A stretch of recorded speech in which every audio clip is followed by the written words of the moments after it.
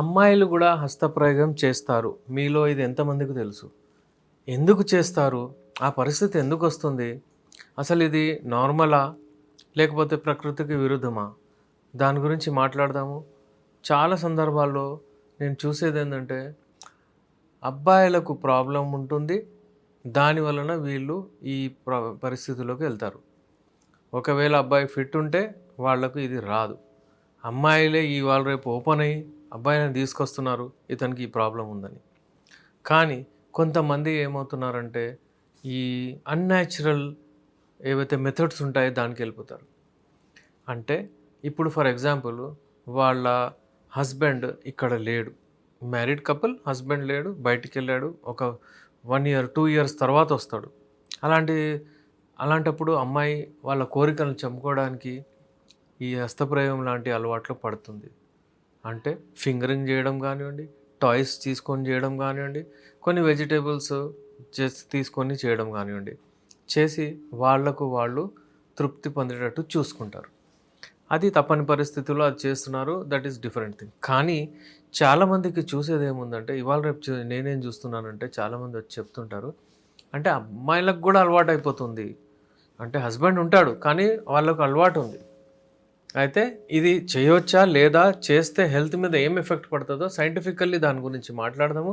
నేను ఏది చెప్పినా సైంటిఫికల్లీ ప్రూవ్డ్ ఉంటుంది. మీరు గూగుల్ చేసుకోవచ్చు, చూడొచ్చు, మీరు దాన్ని క్లారిఫై కూడా చేసుకోవచ్చు. ఇప్పుడు ఇది ఒక సెక్స్ ఎడ్యుకేషన్ లాంటి వీడియో. మేము దీంట్లో ఏంటి అంటే కమర్షియల్ వ్యూలో మేము వెళ్ళాము. ఇప్పుడు చూడండి, హస్తప్రయోగం చేయడం వలన అమ్మాయిలకు అక్కడ నర్వ్ సప్లై ఏదైతే ఉంటుందో అది చాలా, అంటే అబ్బాయిల కంటే 2-3 రెట్లు ఎక్కువ ఉంటుంది. వాళ్ళకు భావిప్రాప్తి కూడా ఎక్కువ వస్తుంది. అయితే అక్కడ ఒకవేళ టాయ్స్ తీసుకొని కానివ్వండి, ఏదైనా హార్డ్ స్ట్రక్చర్స్ తీసుకొని అక్కడ రాపిడి చేస్తే అక్కడ ఉన్న నర్వ్స్ అవన్నీ డీజనరేట్ అయిపోతాయి. అంటే అక్కడ అవి డెడ్ అయ్యే ఛాన్సెస్ ఉంటాయి. అవి అక్కడ వీక్ అయ్యే ఛాన్సెస్ ఉంటాయి. అలాంటప్పుడు మీరు అంటే సెన్సేషన్స్ రావు వాళ్ళు. అయితే వాళ్లకు భావిప్రాప్తి వచ్చే ఛాన్సెస్ చాలా తగ్గిపోతాయి. చాలా లేట్ వస్తుంది వచ్చినా కానీ. ఒకవేళ అబ్బాయికి అంగం గట్టిగా పడట్లేదు, ఇంకా అక్కడ రాబడి రావట్లేదు అంటే ఆమెకు భావిప్రాప్తి రాదు. ఇతను డిశ్చార్జ్ అయిపోతాడు, కానీ ఆమెకు భావిప్రాప్తి రాదు. ఒకవేళ ఆయనకు ఎరెక్టైల్ డిస్ఫంక్షన్ ఉంటే. చాలామంది అమ్మాయిలు మన దగ్గర జంటలు వస్తారు. నేను కపుల్ థెరపీ ఎక్స్పర్ట్ కాబట్టి వాళ్ళు వచ్చి వాళ్ళ ప్రాబ్లం కూడా చెప్తారు.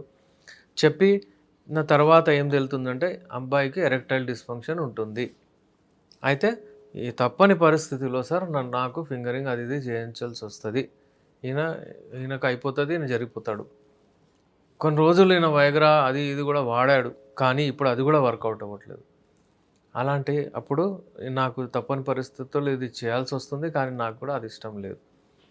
అయితే ఈయనకు ట్రీట్మెంట్ అయిపోతే మంచిగా అయిపోతుంది. అలాంటిది ట్రీట్మెంట్ యునానీలో ది బెస్ట్ ఉంది, అది ఎప్పటికి మనం చెప్తుంటాము. కానీ అబ్బాయిలు ఫస్ట్ గమనించాలి, వాళ్ళకి ప్రాబ్లం ఉందా లేదా, లేకపోతే ఏంటి, ఎందుకు ఇలా అవుతుంది అన్నట్టు చూడాలి.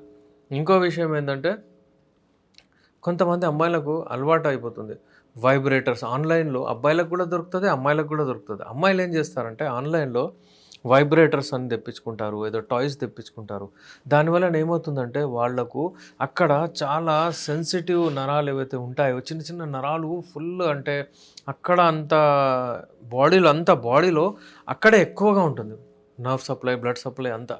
ఇంకా మరి చిన్న చిన్నగా సెన్సిటివ్ ఉంటాయి అవి.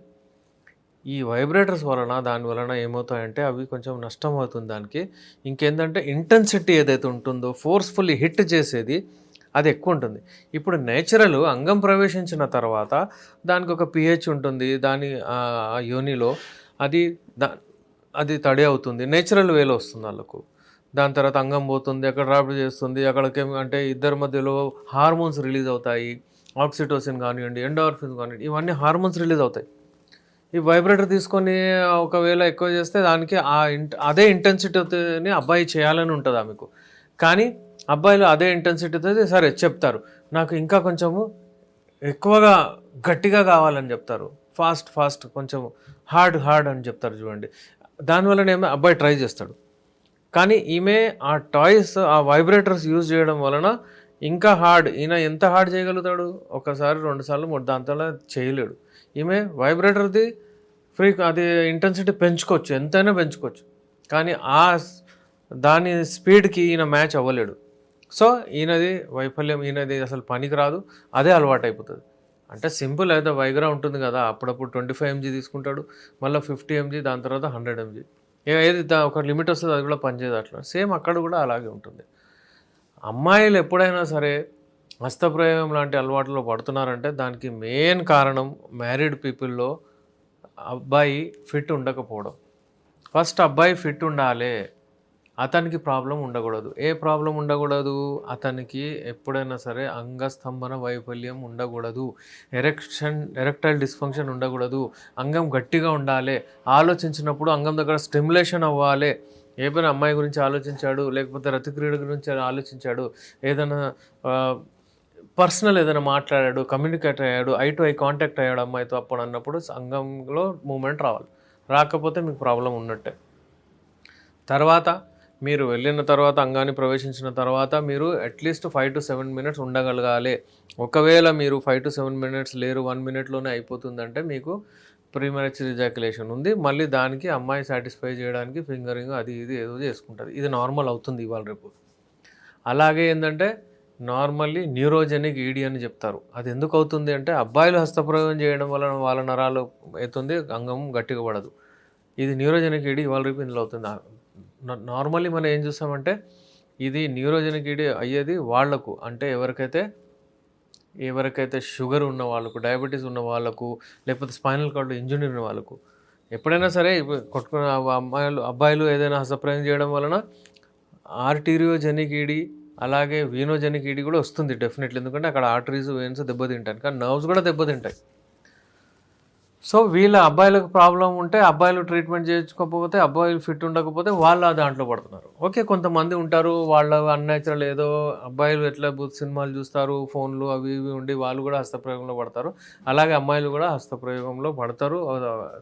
కొంతమంది అమ్మాయిలు ఉంటారు. కానీ మెజారిటీ ఏం చేసిందంటే అమ్మాయిలు సంతృప్తి పొందేది అబ్బాయిలతోనే, నేచురల్ వేలోనే.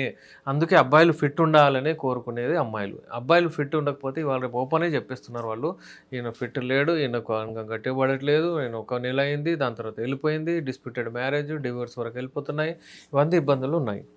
సో ఎప్పుడైనా సరే సూటిగా ఒకవేళ అడిగితే అమ్మాయిలు ఏదైనా టాయ్స్ తీసుకొని, వైబ్రేటర్స్ తీసుకొని, అవన్నీ తీసుకొని చేస్తే రాబోయే రోజుల్లో అమ్మాయిలకు ప్రాబ్లం వస్తుంది. ఇన్ఫెక్షన్స్ వచ్చే కూడా ఛాన్సెస్ ఉంటాయి, ఇంజ్యూరీస్ అయ్యే ఛాన్సెస్ ఉంటాయి. ఇంకా భావి ప్రాప్తి చెందే టైం ఏదైతే ఉంటుందో అది పెరుగుతూ ఉంటుంది. అది నేచురల్ సెక్స్తో మ్యాచ్ అవ్వదు.